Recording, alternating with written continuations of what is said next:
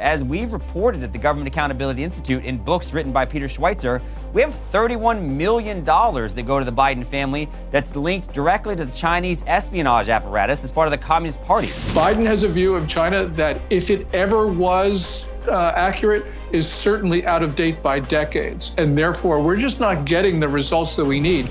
Chairman James Comer of the Oversight Committee has issued subpoenas to President Biden's son, Hunter, and to the president's brother, James.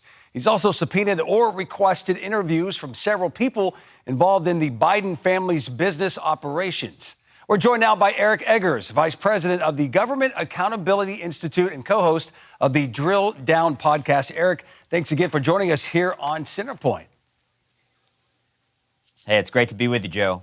Eric, Chairman Comer repeatedly has called the Biden family a, quote, organized criminal enterprise. Will he get any closer to proving that with these subpoenas? It's a great question, and I think it's a complex answer. On one hand, I think yes, because I think by subpoenaing James Biden and Hunter Biden, you now are bringing in the people that are most directly connected to Joe Biden. And I don't just mean from a family tree perspective. I mean from a financial tree perspective. We have money orders that now have gone from companies in China to James Biden, to Hunter Biden, and then ultimately made their way to Joe Biden. So we have a direct link between the people that are about to be subpoenaed and sending money to Joe Biden. But on the other hand, I think it kind of doesn't matter necessarily, and here's why.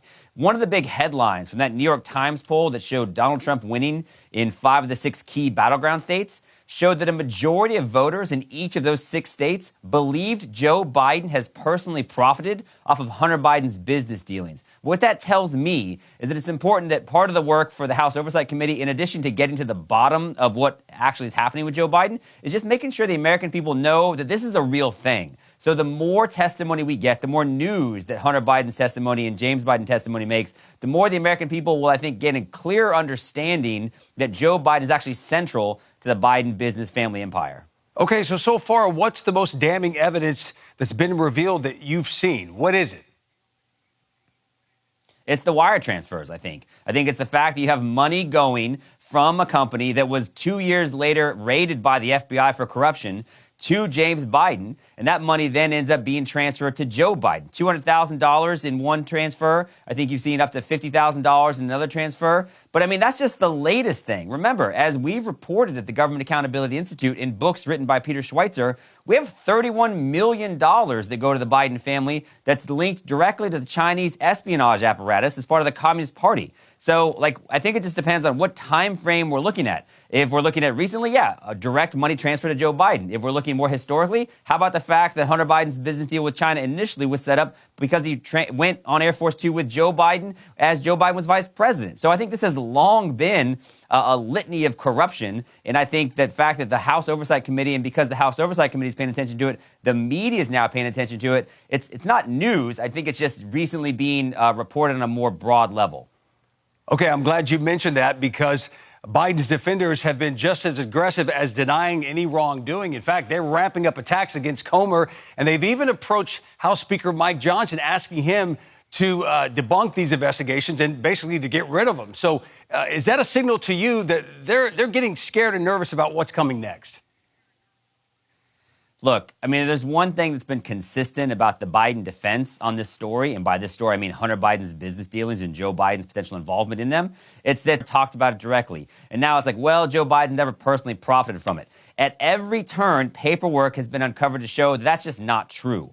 And so I think, of course, they don't have any more lies to sell the American people. So now they're going to try to attack the people in charge of the investigations. And that's how I know you're losing the argument.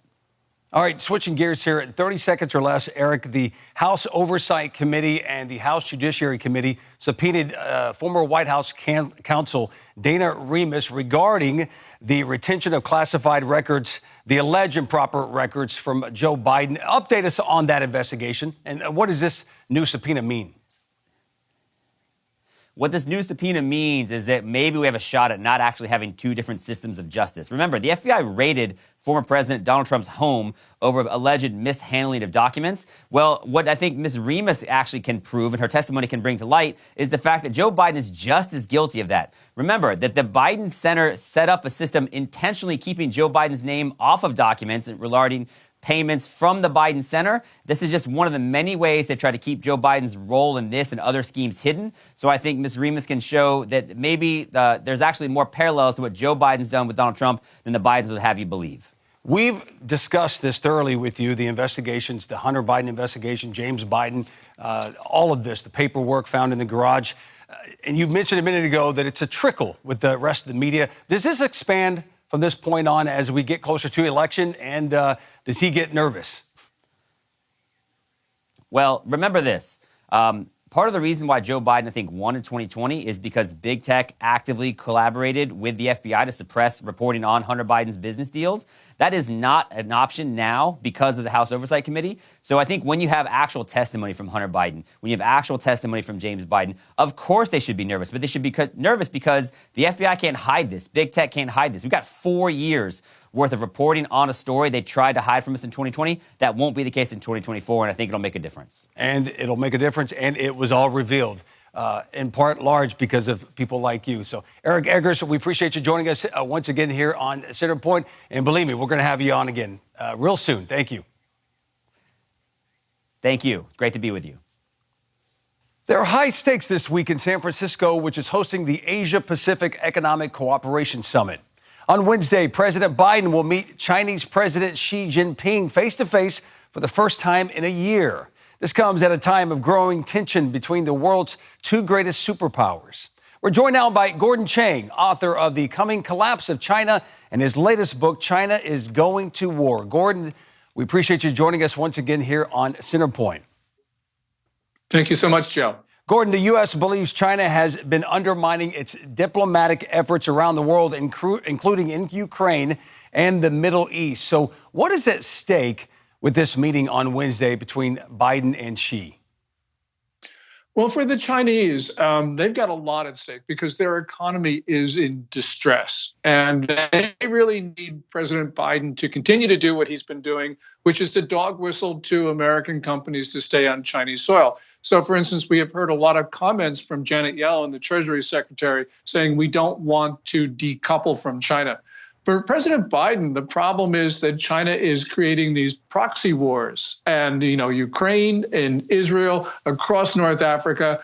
And China is actually sort of an arsonist at torching the world. And Biden needs to stop them from doing it. But unfortunately, the way Biden's going about this, the Chinese don't respect us. And I don't think they're going to change course, unfortunately. Well, the vice premier of China met with Janet Yellen last week, hoping to set up what they call a productive meeting this Wednesday at the summit. In your opinion, Gordon, what would make this summit productive? China has stopped doing what it's doing, selling fentanyl, stealing our intellectual property, trying to create wars against the Philippines and Taiwan, all those things that Beijing has been doing for quite some time. Unfortunately, talking to China is not going to do that, Joe. I think the only way we get China to move in a better direction is to impose severe costs. But unfortunately, the Biden administration doesn't want to do that. They believe that you can't antagonize China because if you do that, the Chinese won't talk to us. But we've been talking intensively to the Chinese for 3 decades, and I don't see what Biden can say that has not already been said. Well, I'm glad you brought that up. Describe for us Biden's relationship with China and what you would like to see him take a stand on. Biden's had a pretty close relationship with Beijing, considering all the things that the Chinese have been doing. And people speculate as to his motives. There's always been the talk of money flowing through Hunter Biden to the Biden family.